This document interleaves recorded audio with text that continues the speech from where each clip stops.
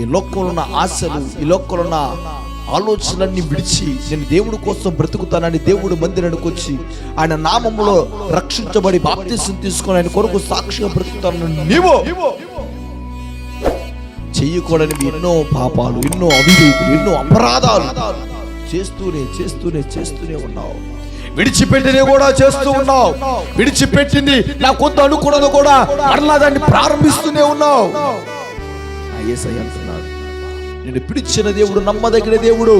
నువ్వు ఎలాంటి పాపముడి ఊపిలో ఉన్నా, ఎలాంటి పాపముడి భారాన్ని మోస్తున్నా, ప్రయాసపడి భారం మోస్తున్న సమస్త జనులారా నా ఎద్దుకు రండి, నేను మీకు విశ్రాంతిని కలుగు చేస్తా. నువ్వు ఏ బలహీనలో బందీ అయిపోయి ఉన్నావో నాకు తెలియదు కానీ, ఏ విషయంలో అపవిత్రంగా జీవిస్తున్నావో తెలియదు కానీ, ఒకవేళ నువ్వు తాగుడుకు బానిస అయి ఉండొచ్చు, ఒకవేళ నువ్వు చోదానికి బానిస అయి ఉండొచ్చు, ఒకవేళ నువ్వు వ్యభిచారానికి బానిస